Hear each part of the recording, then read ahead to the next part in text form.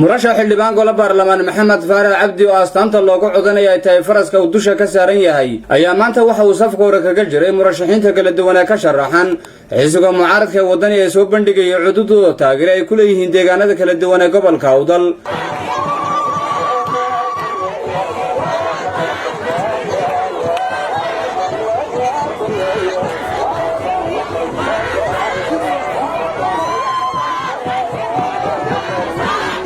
murashax xildhibaan golaha baarlamaan maxamed faarax cabdi oo dusha ka saaran gamaanka fardaha gaar ahaan faraska cas ee astaantiisu ay tahay ayaa taageerayaashiisa kumanaanka ahi waxay saaka ay ka soo gudbiyeen xaruntiisa xafiiska ololaha gaar ahaan bariga magaalada Boorama. taageerayaasha murashax xildhibaan golaha baarlamaan maxamed faarax cabdi ayaa waxay socod lug ay ku soo mariyeen dariiqyada waaweyn waxayna kor u luxayeen boorasha uu sawirkiisu ka muuqdo iyo astaanta xisbiga mucaaradka ee wadani.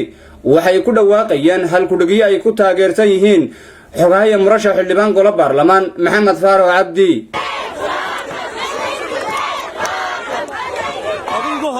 murashax xildhibaan golaha baarlamaan maxamed faarax cabdi ayaa waxa uu dadka ka salaamayay faraska dushiisa. murashax xildhibaan golaha baarlamaan maxamed faarax cabdi ayaa taageerayaashiisa kumanaanka ahi waxay saaka u soo galbiyeen fagaaraha khayriyada magaalada Boorama, waxaana fagaaraha khayriyada magaalada Boorama si weyn ugu soo dhaweeyay taageerayaashii kale ee ku sugnaa goobta ololaha xisbiga mucaaradka ee wadani saaka ugu lahaa.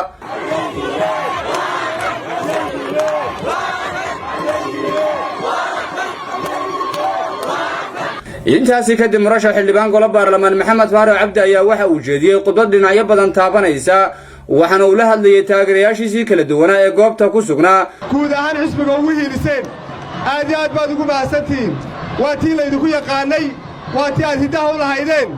halkani waa Boorama, waa gobolka Awdal, waa gobolkii xisbiga wadani isagaa gobolka Awdal leh. waxaynu wada ognahay ree Awdalow, waxaynu wada ognahay dowladda Somaliland in laga aasaasay iskuulka Sheekh Cali Jawhar. waxaynu ku dhisannay walaalayn iyo midnimo. waxaynu halkan ugu aasaasnay inaynu qaran helno. waxaynu halkan iskugu keennay inaynu wadnamada helno. waxaynu halkan iskugu keennay inay Somaliland jiritaankeedii halkan jiridda ugu aasno.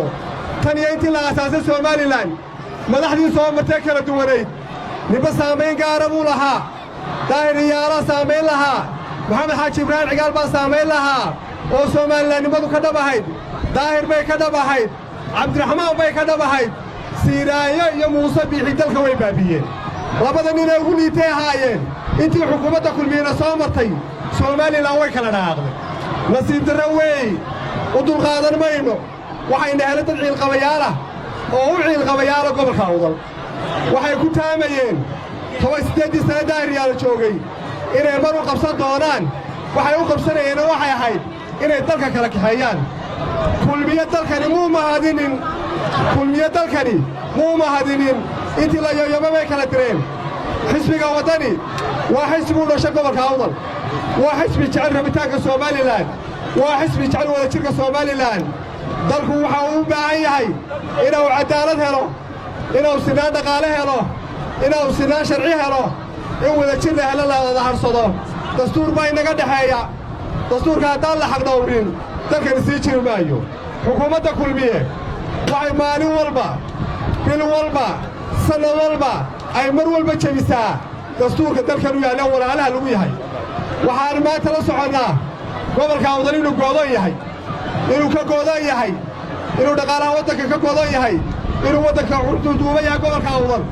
waxaad la wada socotaan gobolka intaa leeg inay maanta xidhan tahay eeriboorkiisa inuu xidhan yahay. miyaa la furi kari waa eeriboorkiisa? ma dhaqaalaa loo waayey? dekadii lughayo intaasoo jeer la dhagax dhigay dhaqaale looma waayin. waa loo baahnayn, laakiin saylax waxa loo xakiyey ee loo xayiray waxa weeye inaannu gobolkani horumar gaadhin.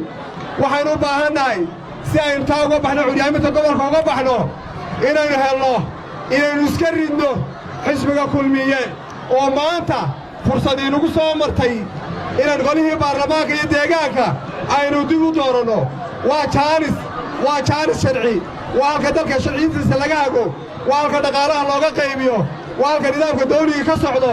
haddayn maanta kaa ridno oo ay xisbiga waddani ku guulaysto xukuumadda kulmiyena way iska tegaysaa sharcigan ku soo dabaalaynaa waynu soo xakamaynaynaa waxaynu isku soo celinaynaa ummadda kala tagtay ee kulmiyo kala dhaqaajiyey ayaynu isku keenaynaa waxaynu u baahanaa inaynu wiilino waddani soo wiilin mayno gacantiinna ku jirtaa garashadiinna ku jirtaa caqligiinna ku jirtaa ree awdalow maanta waa inaad iska xoraysaan kulmiye weligii ku guulaysan maayo kulmiye gobolka awdal taariikhda dhici mayso ninkii dhagaqabaa la hadlaya ninkii dhagaqaba taariikhda somalilan ka dhici mayso in gobolka awdal uu kulmiye ku guulaysto weligaad dhici mayso anaa idiin sheegaya maanta taa markhaatina way leedahay fagaarana waynu joognaa waxaan ku sheegayaa taa waxaan ogahay weeyi oo inta gobolka awdal baan ogay qadiyadda gobolka awdal baan ogay garashada gobolka awdal baan ogay dhammaan xildhibaanada halkaa fadhiya waa xisbiga waddani waxaynu u baahanay inaynu soo saarno aynu hiilinno waa kuwa ina qaadi doona waa kuwa idin hiili doona